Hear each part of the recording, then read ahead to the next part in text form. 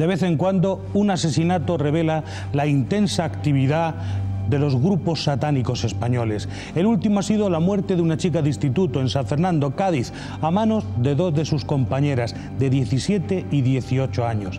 En el pertinente registro de su domicilio, la policía encontró muñecos para practicar vudú, libros de brujas y demonios, películas de brujería, un collar de perro para Cancerbero, el guardián del infierno, un ángel con las alas negras y las manos cortadas, una vela negra, un candelabro para rituales y relatos o cartas que hablan de devoción por el demonio, la brujería y los resucitados, mezclándolo todo en una ceremonia de ignorancia y maldad.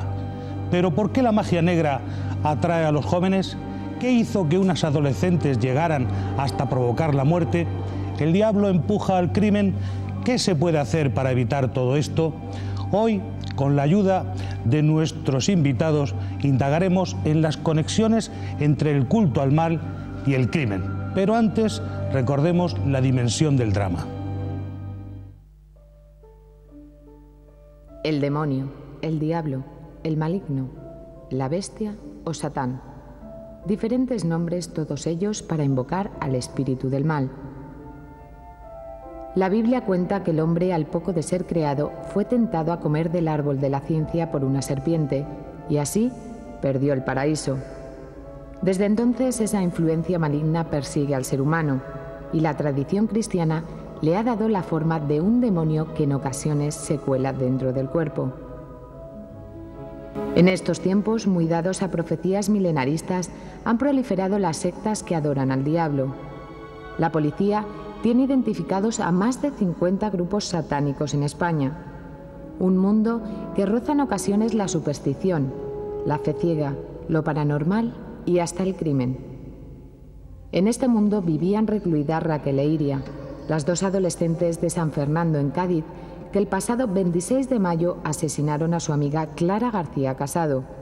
Practicaban rituales, en especial la Ouija, en compañía de otros amigos. Habían tenido contactos con alguna secta y llegaron a practicar ritos satánicos y magia negra. La participación de Clara en estos rituales duró poco, ya que la joven decidió apartarse de sus dos antiguas amigas. Pero la obsesión de las jóvenes por el ocultismo y la magia negra las llevó a convertir el juego en realidad al dar muerte a su amiga, asestándole más de 30 puñaladas. Como en este caso, muchos jóvenes se inician en el mundo del ocultismo y las prácticas de ritos a partir de la visión de algunas películas. En vistas al nuevo estreno del Exorcista, se reaviva la alerta de un peligro sobrenatural. La práctica del exorcismo y otros rituales satánicos atraen la atención de muchos jóvenes, que en el total desconocimiento de estos mundos se enarbolan como seguidores del diablo y creyentes de sus normas. Lo que es cierto es que una creencia más propia de los tiempos medievales, como es el culto al diablo, sigue vigente en nuestros días. Pero, ¿hasta qué punto es peligroso? ¿Y puede el culto al diablo empujar a cometer un crimen? Un informe policial ha puesto de relieve la existencia del culto al diablo detrás de un crimen terrorífico que está por explicar, cometido entre jóvenes, entre adolescentes. Está con nosotros Luis García Lacruz, jefe de edición de la revista Año Cero. Bienvenido, don Luis. ¿Qué poder tiene el diablo? El poder que los hombres le confieren, evidentemente. De cualquier manera, solo dos ideas. Una que dentro del mundo del satanismo, digamos que es un culto, una variedad de cultos religiosos, hay muchas corrientes y en general los expertos se inclinan a considerar que es un tipo de satanista en particular llamado el ácido, normalmente vinculado al submundo de la marginalidad, de la droga, o psico-killers, asesinos en serie solitarios, satanistas, que se dieron mucho en Estados Unidos, los que cometen los crímenes satánicos. Es decir, el culto satánico de la iglesia de Satán de la Bey, aunque nos guste muy poco, las grandes corrientes satánicas no parecen asociadas a este tipo de crímenes satánicos. Aunque siempre hay que tener la cautela de pensar que son sociedades secretas y de que pueden tener en la trastienda, evidentemente, otro tipo de prácticas. pero incluso hay satanistas ecologistas, vegetarianos cruditicios. Es decir, yo pienso en esto para cerrar esta cuestión del diablo, de la peligrosidad, que no es tanto el nombre que cada uno le pone a su Dios lo decisivo, sino el auténtico rostro de ese Dios que está en el corazón de la persona. Pero en esta indagación en vivo que estamos haciendo aquí en la Clave del Crimen, lo primero vamos a establecer los nombres, para saber cómo se llama, cómo reconocerle. ¿Qué podemos hablar de los nombres del diablo? Tiene innumerables, solo en la Biblia satánica de LaVey reconoce 77 nombres. Algunos son literarios, como Drácula, por ejemplo. Otros son de divinidades maléficas o de rostros maléficos de divinidades orientales como Kali. Mormo, el famoso compañero de Hécate, la diosa Luna, es otro de los nombres del diablo. Satán, Lucifer, Leviatán. Muchos están tomados de la demonología cristiana renacentista, que ellos reivindican como nombres propios. ¿Y qué podemos decir de los más conocidos? Satanás, Lucifer, Leviatán. Depende de la corriente satánica. Hay, por ejemplo, en el satanismo de LaVey, que es una iglesia, digamos... Lo va usted diciendo mientras vamos nosotros a mostrar algunas imágenes de distintas maneras de reconocer al demonio, pero hablemos de eso. Por ejemplo, Lucifer. Bueno, Lucifer, digamos que es uno de los aspectos o rostros de Satán, y ha dado lugar a una corriente concreta que es el luciferismo, una corriente compleja con muchas subcorrientes. No representa en principio solo el mal, sino en general reivindica la libertad sexual, la ilustración, el conflicto, la rebelión contra la autoridad. Satanás. Satanás es, digamos, también hay que hacer una matización. Hay corrientes para las cuales Satanás es el diablo cristiano, el diablo católico protestante, y corrientes para las cuales es como el dios egipcio Set. ¿Es lo mismo decir el diablo que el demonio? Bueno, son términos, ¿no? Normalmente los usamos como comunes, que vienen, la palabra demonio es de origen griego y en principio no designaba solamente lo maléfico, sino fuerzas sobrenaturales. Lo diabólico, digamos, lo diabólico está muy dentro de la cultura cristiana, es, digamos, el maligno que ha definido el cristianismo, ¿no? El padre de la mentira. ¿De qué forma le llama usted, Luis, cuando tiene que horrorizarse ante la presencia o el detectar que está en alguna parte, o cómo llamarle? ¿Cómo es usted en su relación con lo que percibe del diablo? Yo personalmente no le llamo de ninguna manera en particular, o la manera más corriente, que es Satán, ¿no? O Satanás, el término, digamos, de origen hebreo, que es el adversario. ¿Qué pautas sigue, Luis, alguien que adore al diablo? Depende mucho de las corrientes, pero por ejemplo, el satanismo clásico, todo el mundo lo conoce: la cruz invertida, la blasfemia, la parodia de la misa o de los evangelios, la mujer desnuda en el altar, toda la inversión, digamos, o la burla o el escarnio, el escupir o el insultar o decir cosas muy fuertes cuando se nombra a Cristo, o cuando... Ese es el tipo de satanismo clásico. En otros casos no hay nada de eso. Por ejemplo, en el templo de Set de Aquino, fundado en el año 75, digamos, el Satanás es Set, y no aparece para nada de esto. Tiene otro tipo de liturgia donde aparece el látigo, más vinculado al mundo del ocultismo, el látigo, la copa, la campanilla para llamar a las fuerzas sobrenaturales. Los ritos cambian mucho de una corriente a otra.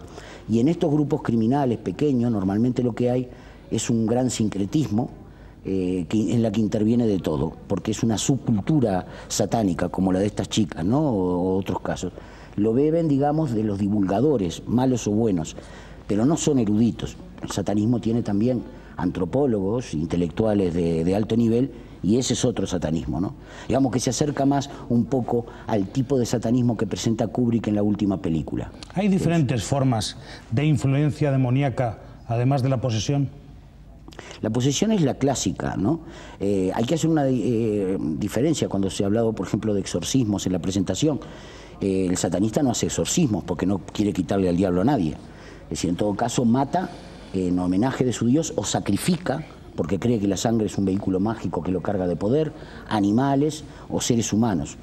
Y puede llegar incluso, y hay casos documentados, a la brutalidad y a la antropofagia, al canibalismo ritual, ¿no? Hay sectas que lo practican y hay gente en la cárcel por eso.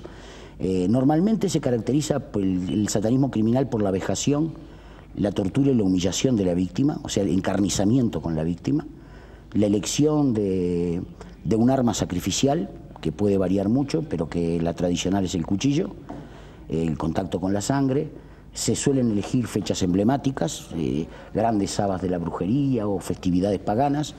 Se suele elegir la noche y ese tipo de cosas, pero varía mucho de uno a otro caso. Los satanistas, el satanismo está absolutamente extendido por internet y por otros medios poderosos de comunicación.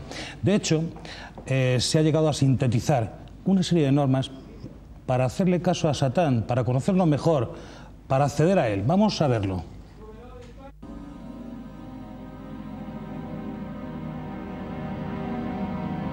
Las 7 recomendaciones de Satán. Sé el dueño de tus palabras y no digas nunca la verdad. Trata de ser siempre más poderoso y no respetes ningún derecho de propiedad. Haz de la inmoralidad tus reglas. Incita a los demás al pecado y tú aparece como un virtuoso. Hazte insensible a las desgracias de los demás. No ames a nadie, pero haz que te amen a ti. Debes considerarte el único y el privilegiado y situarte en un plano superior a los demás. Sé siempre coherente y fiel a ti mismo. Los amantes del diablo no descansan y han conseguido incluso esa especie de síntesis, me imagino que con la intención de conseguir proselitismo, nuevos adeptos. Está con nosotros Alejandro Martínez Sierra, sacerdote jesuita y especialista en demonología. Bienvenido, don Alejandro. Bien hallado. ¿Qué le ha parecido a usted esa especie de spot para captar adeptos o para dar normas a la sociedad de los satanistas? ¿Se refiere usted a estas normas que nos acaban de presentar normas, ahora, ¿no? ese pequeño vídeo? Bueno, yo creo que este tema es un tema suficientemente complicado, de tal manera que cuando hablamos de satanismo, de Satán, de brujerías y demás, está muy ligado a ese otro mundo que hay de la parapsicología y demás, y es muy difícil separarlos, porque nunca podremos saber incluso si es Dios el que actúa, si es un fenómeno a lo mejor satánico o si es un fenómeno puramente parapsicológico. Y tendemos fácilmente a querer separar las líneas y no se pueden separar hoy, porque muchos de estos casos que a lo mejor decimos que son satánicos no tienen nada que ver con Satán ni cosa por el estilo, sino que se puede ver a una perversión sencillamente del corazón que les lleva a cometer esos actos. Pero empleando el nombre...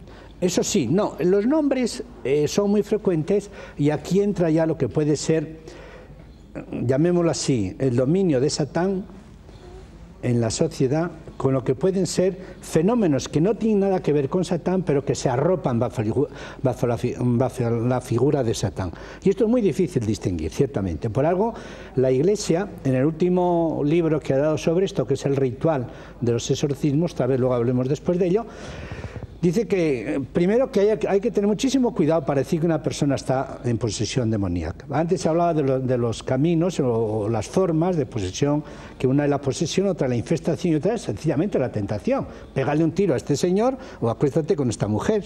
Puede ser una influencia también de Satán que no tiene nada que ver, diríamos, con el aspecto del satanismo. Bueno, entonces yo diría que, primero, que no se puede fácilmente distinguir y que no por aquello de que aparezca un crimen horrendo hay que decir que ya está Satanás detrás. Si no es alargarme, sí podría decir, en eso que hablábamos antes, off the record, que en tiempo de Hitler y de poco después, algunos teólogos alemanes y protestantes que negaban el demonio, al ver las barbaridades de Hitler dijeron, tiene que existir. Porque un hombre, por su propia naturaleza, no puede cometer los males que ha cometido ese señor. Pero padre, permítame que le lleve a la fondo de la cuestión que tratamos hoy aquí.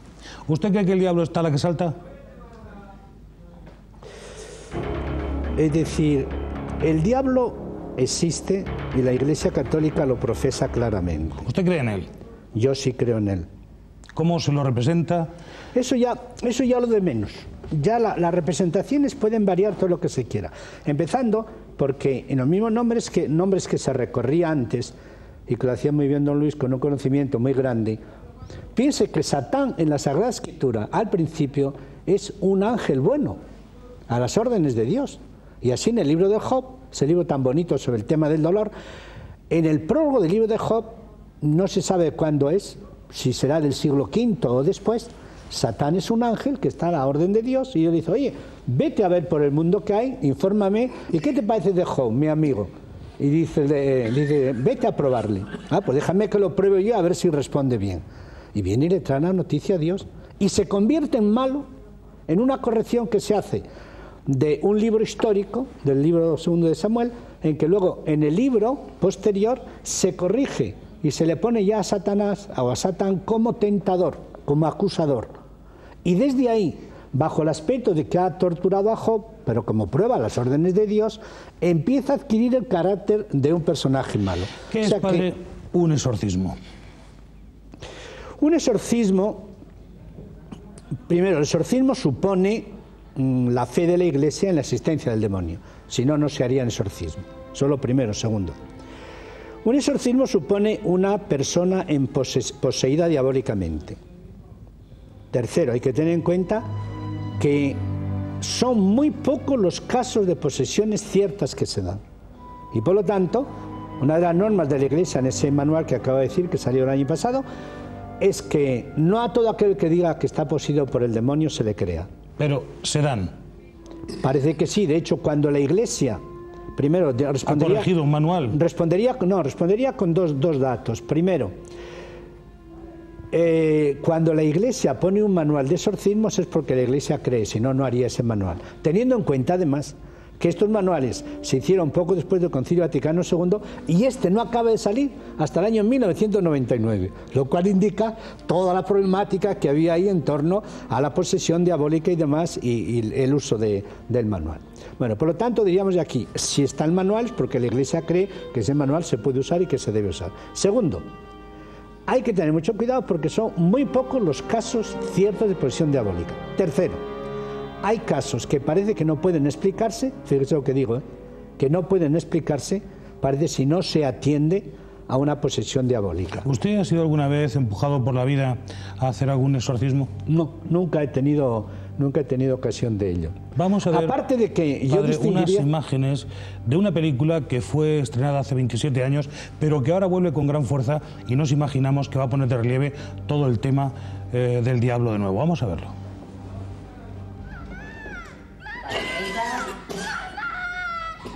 El poder de Cristo te obliga. El poder de Cristo te obliga. El poder de Cristo te obliga.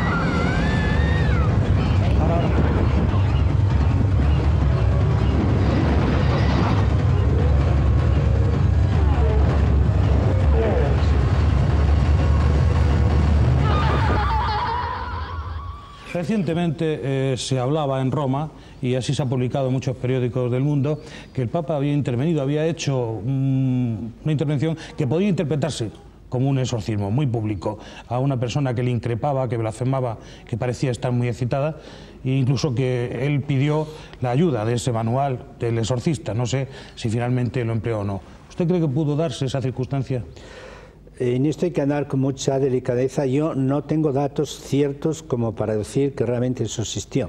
Es decir, además hay que distinguir ahí dos cosas. Pero tampoco sería demasiado extraño, podría darse. No, estaría dentro de la Pero digo que hay que tener en cuenta, normalidad. Sí, que hay que tener en cuenta que el exorcismo es una oración que hace la Iglesia para liberar a un hombre del demonio, que está poseído por el demonio. Pero también tiene el sentido de que la Iglesia, por este enfermo, esté poseído o no, pero que está loco, que está mal, que está desquiciado, yo ahora hago una oración para que Dios cure esa enfermedad. ¿Usted cree que son dos cosas distintas? Como de esta película del exorcista va a renovar la presión sobre todos estos temas? Posiblemente sí, porque la sociedad hoy día es tan voluble y donde se piensa y se discurre poco, pues se maneja la sociedad con imágenes y demás, y puede ser que sí, que vuelva. De hecho, yo diría que no ha desaparecido. Yo el año pasado tuve un curso en Buenos Aires sobre este particular y la gente venía por una devoción enorme y con un deseo enorme de saber esto del demonio, las posesiones, porque todo esto atrae. Y en esos sitios tal vez abunda un poco más. Bueno, ese es el interés y esperemos que no el temor. Está con nosotros Silvia Rodríguez, periodista del Diario 16, que recientemente hizo un exhaustivo reportaje sobre exorcismos, exorcistas españoles, sobre la preocupación que hay sobre el diablo. Bienvenida, Silvia. Hola, bueno. ¿Usted cree que todo esto la ha dotado de algún conocimiento válido sobre el diablo? Me ha llenado de dudas. Yo ahora estaba oyendo a estas dos personas tan expertas, a Alejandro y a Luis, y tenía muchas más preguntas que hacerle que respuestas que darles, ¿no? Pero usted ha entrevistado, que yo recuerde, a 2 exorcistas españoles. Sí, pero bueno, dicen que hay muchos más. Yo he hablado con un demonólogo que me lo recomendaron en la Universidad de Comillas, por cierto, el padre José Antonio Fortea. Y él me comentó que exorcistas verdaderos en España solo hay 3. ¿Alguno de ellos llevó a cabo un rito completo de exorcismo? Sí, o sea, el padre Pérez Suñer, que es un jesuita catalán, él dice que ha llevado a cabo muchos exorcismos en estos años porque durante un tiempo fue exorcista oficial de la diócesis de Barcelona. ¿En época reciente? Sí, hace época reciente, hace 2 o 3 años. ¿Alguno de los casos se lo explicó? Él cuenta casos, pero bueno, él dice que exorcismos verdaderos en los que había posesión demoníaca, solamente el 10% de todos los que ha hecho. ¿Por qué cree usted, después del reportaje que ha llevado a cabo, que tiene tanto morbo la magia negra, especialmente entre la juventud? Hombre, nos gusta, yo me considero joven aún, ¿no?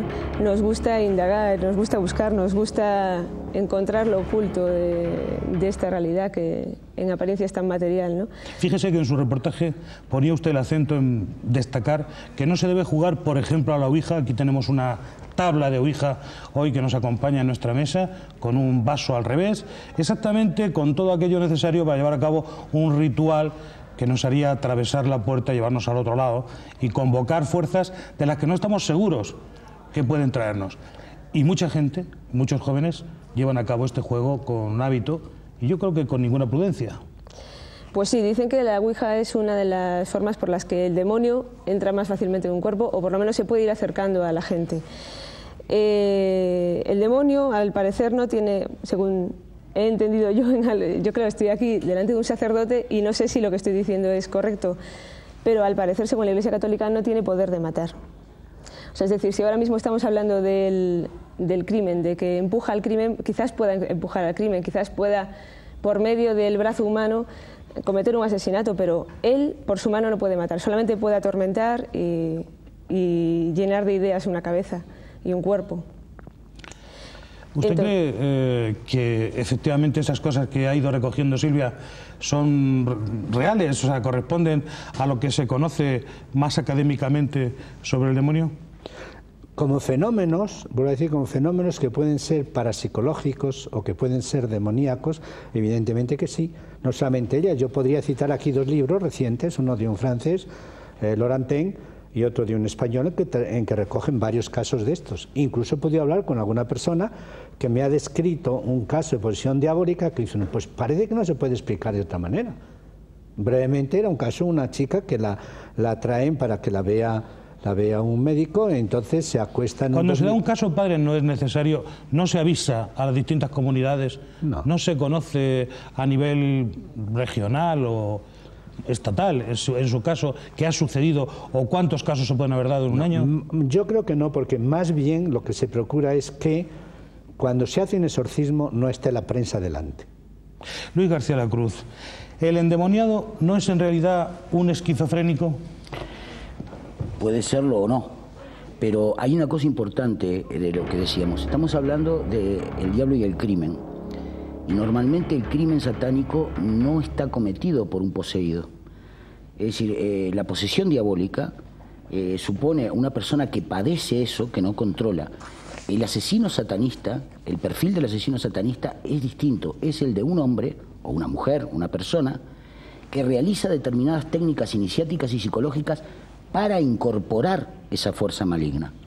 No es alguien que la padece, es alguien que la busca.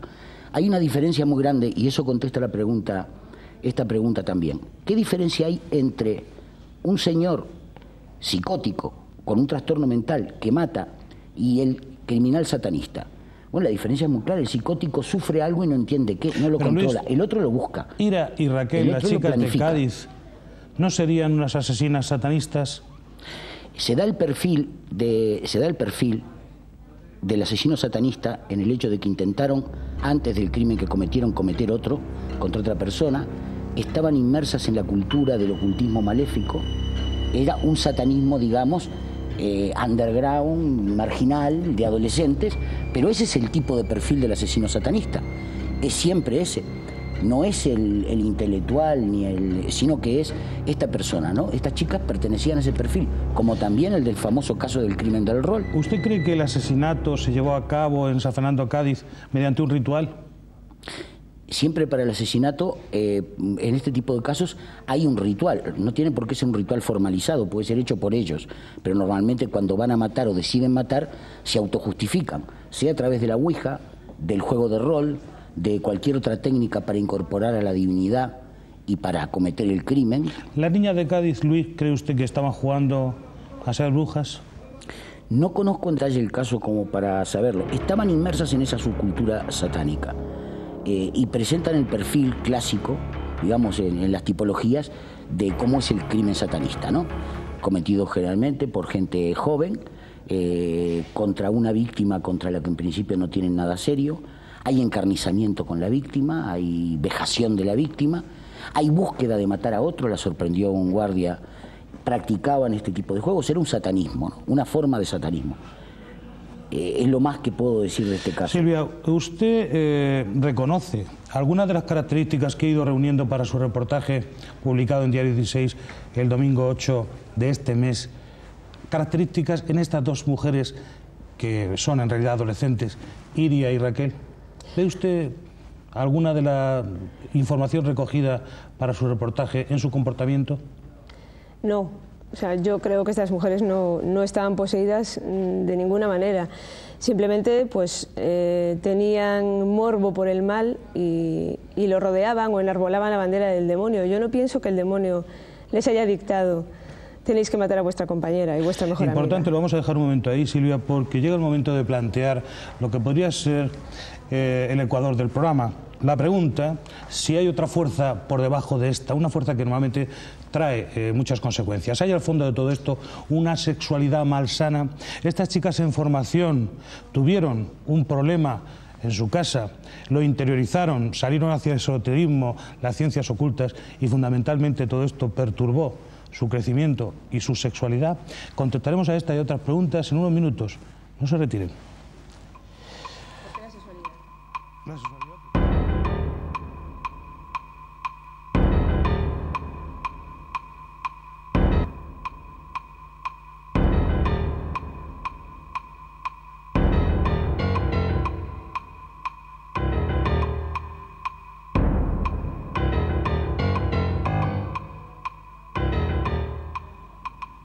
Un informe de unas 40 páginas de la Policía de San Fernando, Cádiz, investiga lo que hay de diabólico o de demoníaco en este crimen entre estudiantes del instituto, en el que resultó una chica, Clara, asesinada de 30 puñaladas. Pero al fondo de todo esto hay unos adolescentes que no crecen bien, que no asimilan bien su crecimiento, posiblemente con una sexualidad malsana. Don Luis García de la Cruz, ¿usted cree que todo esto tiene que relación con el sexo? Digamos, hay un vínculo importante entre el satanismo y la sexualidad. No solo el satanismo, en general, toda la religiosidad mágica, que se basa en la recuperación del antiguo paganismo, donde la sexualidad era un sacramento, era parte de la liturgia. En el siglo XX, en nuestro siglo y en esta época, eso ha derivado en los grupos satánicos en magia sexual, es decir, en un tipo de ritos en el que el sexo se emplea para conseguir fines mágicos. Hay grupos satánicos sadomasoquistas, hay grupos lésbicos, hay grupos gay, incluso especializados en determinadas. Y el gran precursor teórico del satanismo del siglo XX, que es Aleister Crowley, y que prácticamente las practicó todas, incluso narra la coprofilia y la zoofilia, lo utilizaba y teoriza sobre eso para conseguir, digamos, la teoría es el desbloqueo de todas las represiones para que el inconsciente se manifieste, ¿no? Y en eso la vida sexual, la sexualidad es una de las cosas más importantes. Es decir, junto con la nutrición, el sexo, entran los instintos básicos, por decirlo así. ¿El sexo es un medio para alcanzar la maldad? No necesariamente, no necesariamente. El sexo es un medio en este tipo de religiosidad para conocerse más o para acceder a determinados estados alterados de conciencia. Lo que ocurre es que como el satanista, digamos, interpreta la sexualidad vigente o normativa como fruto exclusivamente de una represión, tiende a violar esa norma expresándose con una sexualidad que la sociedad considera perversa. Por ejemplo, en los rituales de tipo satánico son comunes prácticas que podíamos calificar de sadomasoquistas. Es común la paliza ritual, la violación ritual, por ejemplo, del varón a cargo de la mujer, de la sacerdotisa, ¿no? Evidentemente, si uno lo filma, un rito de estos, pues se parece a cualquier práctica. ¿Dónde se realizan estos rituales satánicos? Depende del grupo. Normalmente son grupos pequeños, los grupos satánicos son grupos pequeños y se reúnen en casas. Hay, por ejemplo, en Barcelona han encontrado en lugares apartados búsquedas, inscripciones o señas de que se han hecho rituales, por ejemplo, en ruinas. En este momento están pasando unas imágenes, o lugares de cementerios, el cementerio de noche. Efectivamente, donde se llevan a cabo, se cree que se llevan a cabo algunos rituales. Un ejemplo, por ejemplo, de este tipo. Las famosas SS hitlerianas, que eran la Orden Negra, el satanismo nazi, practicaban una magia sexual encima de las lápidas de los cementerios, en aquellas lápidas que eran de nombres arios. Ahí se unían. Lugares apartados, siniestros, macabros, son los que le van a todo este asunto, con una parafernalia de muerte, de destrucción, de temor. Sí, el miedo cumple un papel importante en los rituales ocultistas en general. Y dígame usted una cosa, Luis, ¿cómo se mantienen relaciones sexuales con el diablo? Bueno, eso es una vieja leyenda que viene de tiempos medievales, la famosa unión entre la bruja, digamos, y el demonio en los aquelarres, ¿no?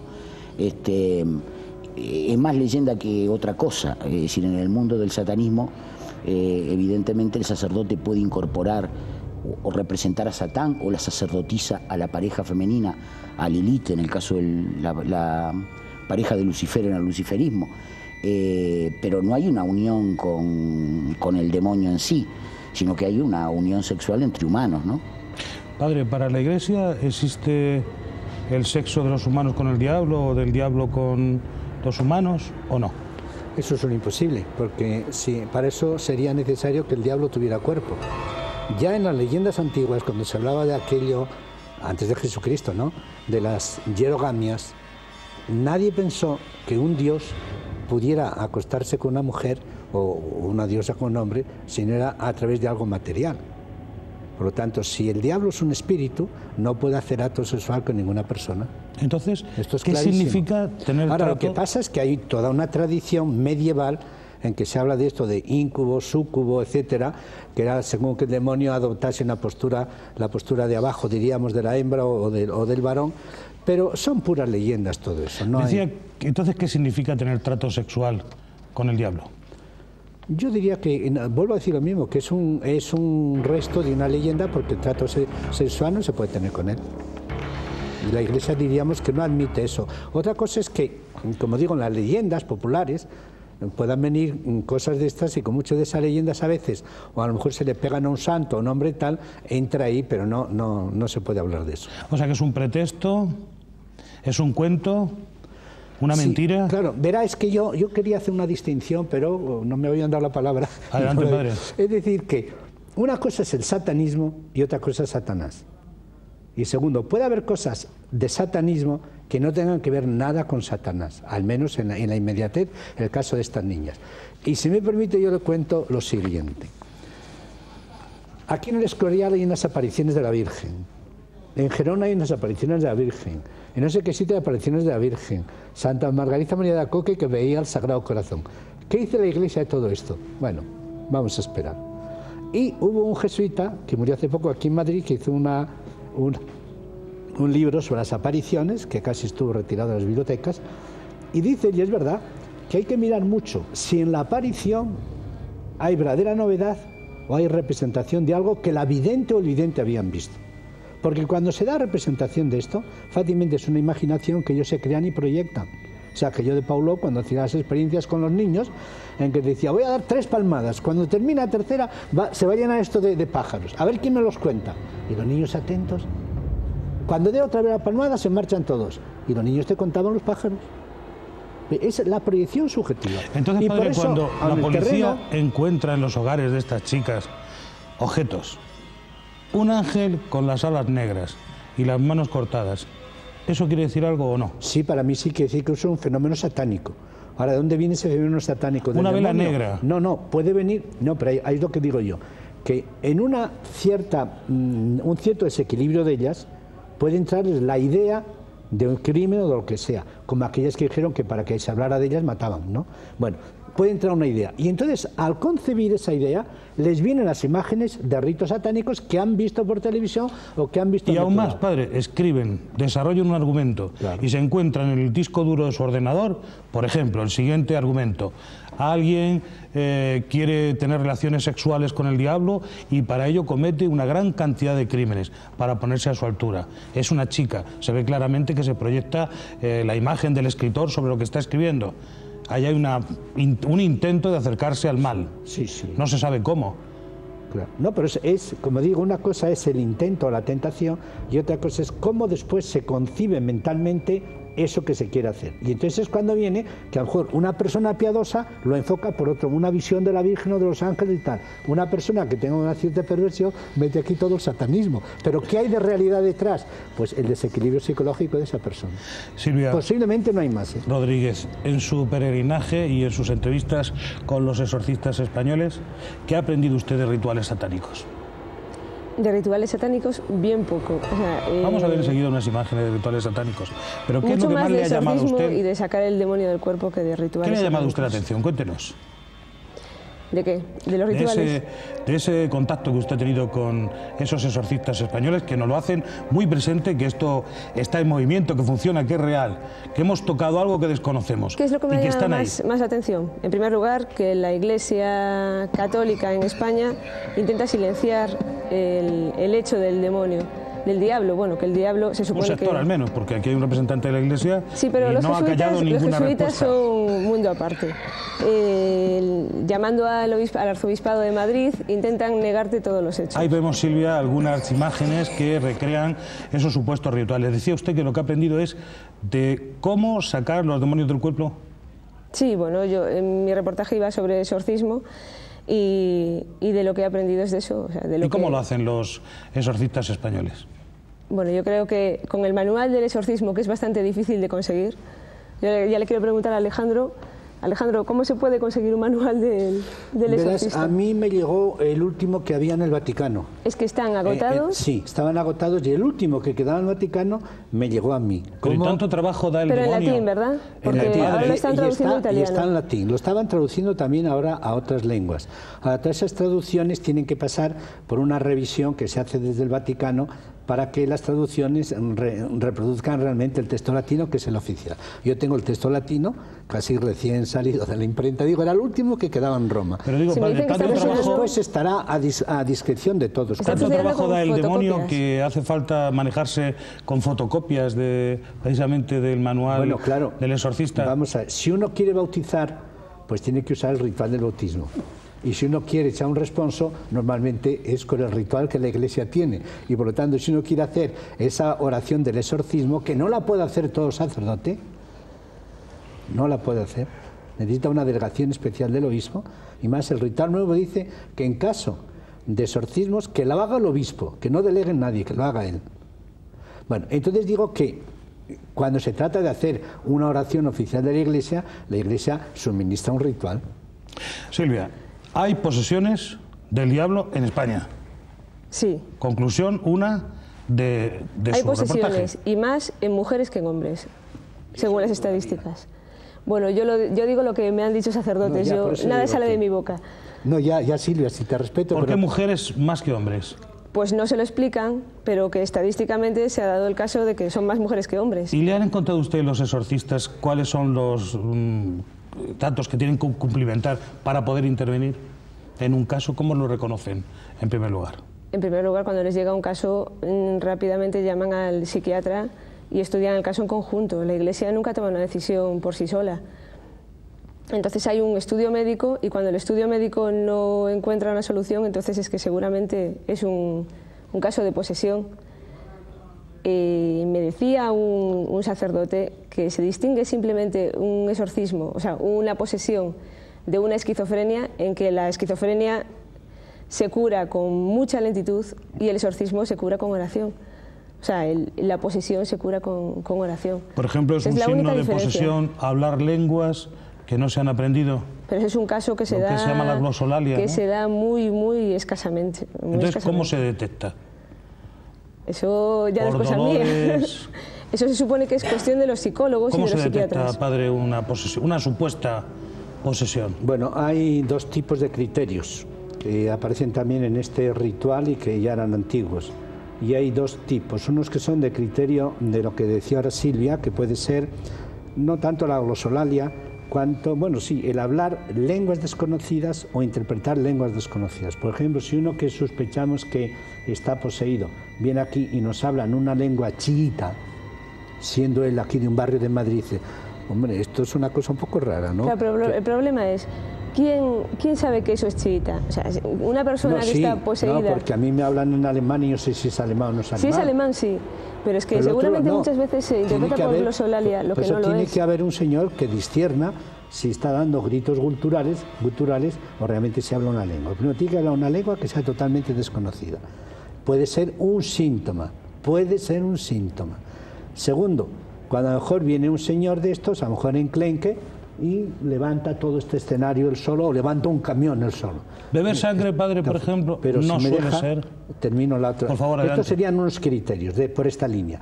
Y luego están los otros que son mucho más de fiar, otra vez más de fiar, y es lo que indicabas tú también antes, Silvia, indirectamente, que se pone el desprecio grande de Dios, la irritación ante Dios, desprecio contra la Virgen, contra las cosas sagradas, y es uno de los signos que les pone a lo mejor es llevarles ante un crucifijo.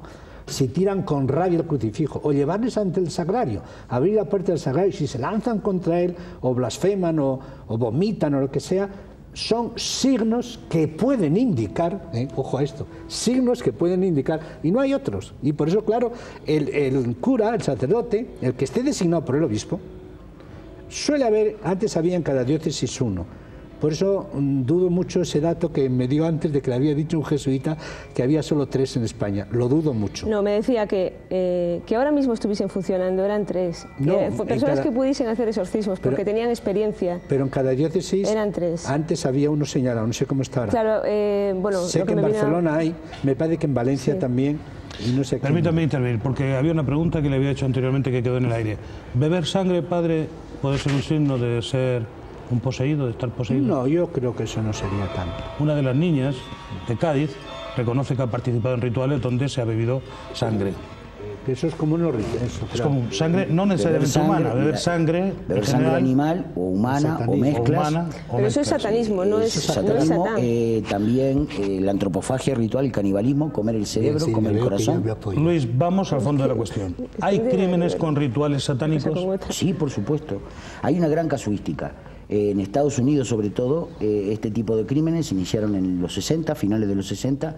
En los 70 hubo muchos casos de antropofagia ritual, de crímenes muy salvajes. ¿Están muy marcados por una serie de datos que pueden distinguirse fácilmente?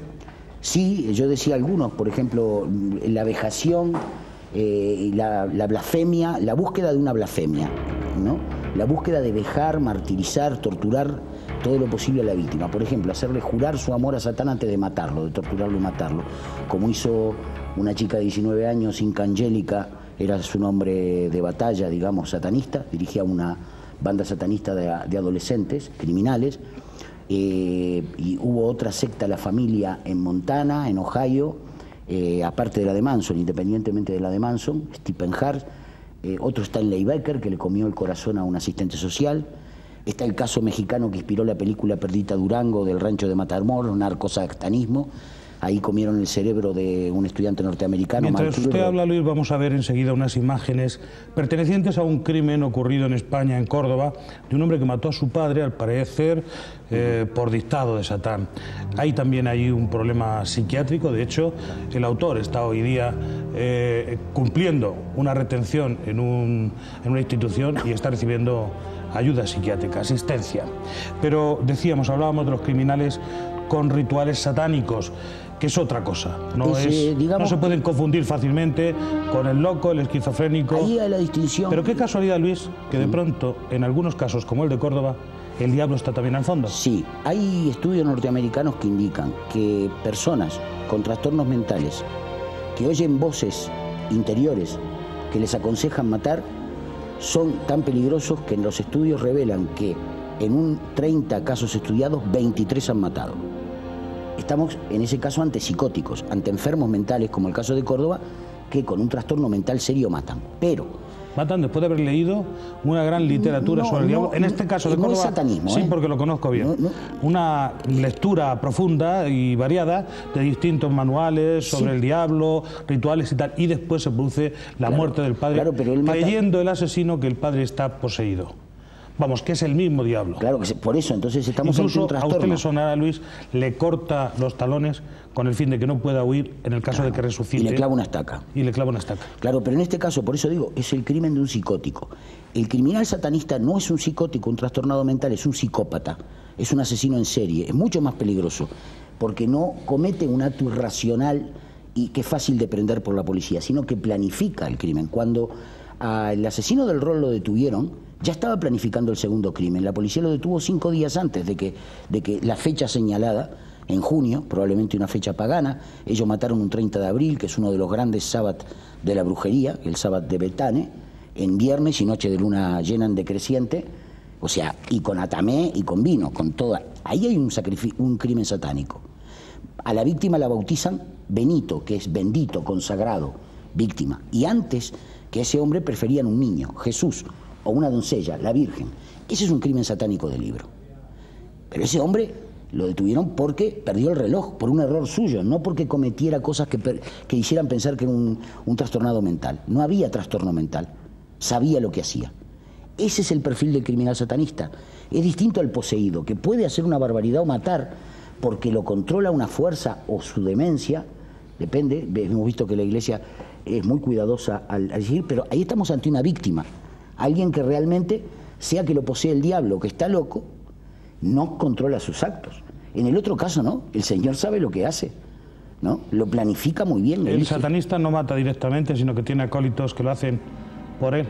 En el caso de Manson, él consiguió que sus discípulas mataran por él. Charles Manson, asesino de Sharon Tate. Sharon Tate. Dígame una cosa, en otros casos no mata directamente. Jefe de edición de la revista Año Cero.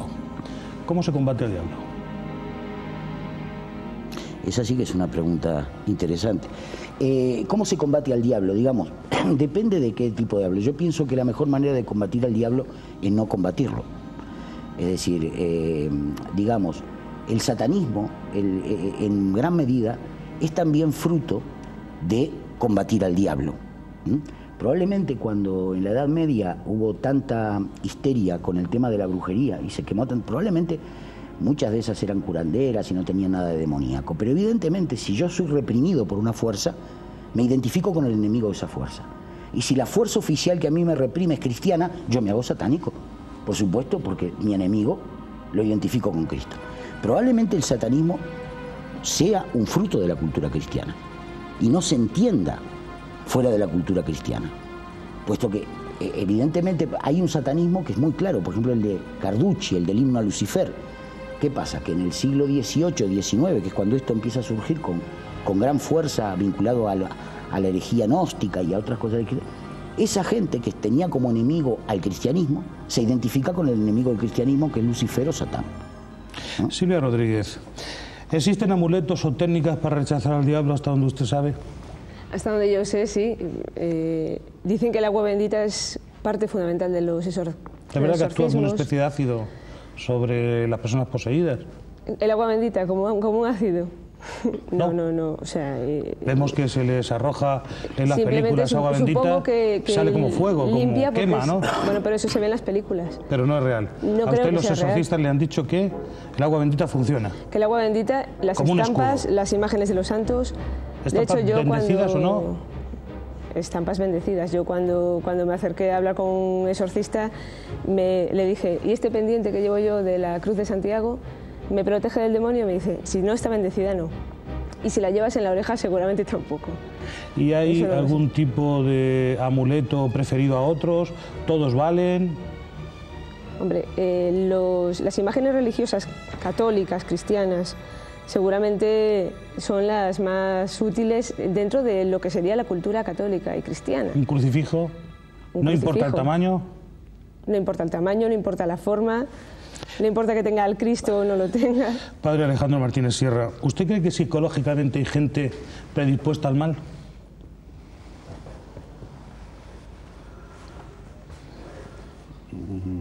Es realmente difícil la pregunta, pero sí, se podría decir que sí. Por ejemplo, estas niñas de las que hablamos, Iria y Raquel, jóvenes, 17, 18 años, buscan todo aquello que pueda documentarlas sobre el lado oculto, la maldad, el demonio, el diablo y todo aquello que pueda llevarlas a un terreno en el que ellas saben que es todo lo contrario de lo que han aprendido. ¿Esa es una predisposición psicológica al mal? Bueno, es que habría dos formas de entender la predisposición. Es decir, es una predisposición que puede venir ya de la educación que van recibiendo, entonces sí lo puedo admitir. Ahora, una predisposición de nacimiento, eso es lo que yo dudaba que se pudiera afirmar. Pero otro es evidente, por aquello que dije anteriormente, de que la cultura en la cual están viviendo les puede ir creando y les puede ir predisponiendo, pero yo corregiría, que entonces ya no van al mal, porque ni saben que es mal. Pero ¿hay alguna manera, padre, de prevenir esa preferencia por el mal? Ah, claro, yo creo que sí. Precisamente toda la educación cristiana, la educación evangélica, va precisamente por ahí. Y quizá el hecho de que estas niñas tuvieran la familia destruida, desestructurada, como se dice ahora, todo eso puede haberlas empujado a este terreno de lo desconocido, a jugar con la ouija. Sí, por supuesto, porque el hombre busca siempre una compensación de aquella felicidad que no tiene y la busca por donde cree que puede venirle. Y yo creo que todas las motivaciones de estas niñas van por ese camino y entonces es evidente que sí, que la situación misma de la familia te lanza fuera. Y cuando no encuentra la felicidad en un sitio, entonces es cuando se viene a buscar por otro lado y estas se desviaron por ahí, pues eso, con unas agujas de un tren que estaban mal puestas. Siempre hacemos una observación cuando tratamos estos temas, porque España es uno de los pocos lugares, yo creo que quizá único en el mundo, y Madrid concretamente, que tiene una estatua del ángel caído, que es el ángel que está en el Retiro. Es el diablo, ¿no? Aquí lo podemos ver. ¿Es un recuerdo? ¿Usted cree? ¿Es un homenaje? ¿O es para tenerle siempre presente y poderlo combatir? Yo me inclinaría que ni una cosa ni la otra, sino que al artista se le ocurrió hacer un ángel caído porque es uno de los temas que aparecen realmente en la cultura cristiana y de ahí que entonces se hace la estatua del ángel caído. Sí que la Iglesia... Pero no hay, padre, siempre una motivación profunda. Cuando alguien se inspira en algo, decir, bueno, inspirarse en el ángel caído no deja de darle relevancia y hace popular y conocido, ¿no? Es un aspecto bueno para él. Y malo para los demás. Todo depende del enfoque que se dé, ¿no? Realmente la Iglesia enseña que el diablo fue creado bueno y que él cometió un pecado y de ahí viene la maldad del demonio, no porque Dios lo hubiera creado malo. Eso es un principio fundamental en la fe de la Iglesia. Por lo tanto, si es un ángel caído, yo creo que en unos escultores de cultura religiosa, lo mismo que en la escultura, en la pintura, aparece el ángel caído como un elemento más decorativo. Sí, Luis quería intervenir, adelante. El ángel caído del Retiro, una estatua muy particular, que fue hecha en la década de los 70 en Roma con una beca y ganó el premio de la exposición aquí en 1880 por ahí. Está instalado desde el siglo pasado en donde antes estaba la fábrica de cristal. Es uno de los lugares de poder de grupos satánicos y luciferinos, es un punto de referencia para esta gente. Yo he estudiado el ángel caído, la estatua, y me ha llamado la atención que la estructura de la estatua responde muy bien a la numerología y al simbolismo ocultista. Por ejemplo, el ángel caído está situado sobre un octógono, ¿no? Sobre un pedestal octogonal. En el libro de la ley, la revelación que según Crowley le dio el demonio Aiwass en el Cairo, el demonio se define como yo soy el 8 y el 1 en 8. Hay toda una relación con el número 8 que además está vinculada a la tradición de los templarios que fueron condenados precisamente por culto satánico. Veo, don Luis, que eso tiene un fondo que se nos escapa por completo en este programa, y yo querría retrotraerle a la pregunta quizá clave de toda esta tertulia que hemos llevado a cabo, esta indagación periodística. ¿Usted cree que el diablo empuja al crimen? Sí puede empujar al crimen, evidentemente puede empujar al crimen, pero una cosita más para aclararlo. Digamos que tanto el diablo como Dios encuentran gente que pueda matar por ellos. Es mucho más común que alguien mate en nombre del diablo porque es el principio maléfico. Pero también hay gente que en nombre de Dios le pega tiros a los médicos abortistas en Silvia Estados Rodríguez, Unidos. usted que tenía ahí una pregunta o se había quedado con ganas de preguntar algo antes de que se acabe el tiempo. Adelante. Bueno, preguntas tengo muchas. Si no se le ocurre en este momento... Sí, respecto a las sectas satánicas. Usted decía que las sectas satánicas se dan en el cristianismo y en el marco del cristianismo. Pero no las hay en las otras religiones, porque el demonio está en todas las religiones, en todas las conocidas. Sí, pero... El demonio o la negación del demonio, que también... Sí, pero hay un matiz religiones. distinto, digamos, que la diosa Kali, por poner un ejemplo, es el rostro maléfico de la diosa Durga, que es su rostro benéfico, es la misma diosa. Es el yin y el yang, Tenemos ¿no? que dejarlo ahí. Viene a Luis, ser un eso. momento tengo que preguntarle al padre para finalizar. ¿Usted, padre, cree que el diablo empuja al crimen? Sí, por supuesto. El tienta es el tentador. Al El crimen, diablo. al robo y a todo lo demás. Al robo, al crimen. El diablo empuja al mal. Y esta yo creo que es la conclusión fundamental de la indagación periodística de hoy en Las claves del crimen. Es curioso como en muchos de los casos que estamos viendo últimamente se rasca un poco y la policía de pronto encuentra o bien literatura satánica o bien una serie de elementos como muñecos para hacer vudú o para llevar a cabo una serie de ceremonias que tienen por finalidad convocar al mal. Defenderse de ello es conocer el fondo del crimen, por lo tanto ampliar el conocimiento sobre las claves. Eso es lo que hacemos aquí, en Las claves del crimen. Hemos llegado a esa conclusión, sin ninguna duda. El diablo está al fondo del crimen. Les espero la próxima semana con un nuevo e interesante asunto. Muchas gracias por habernos escuchado.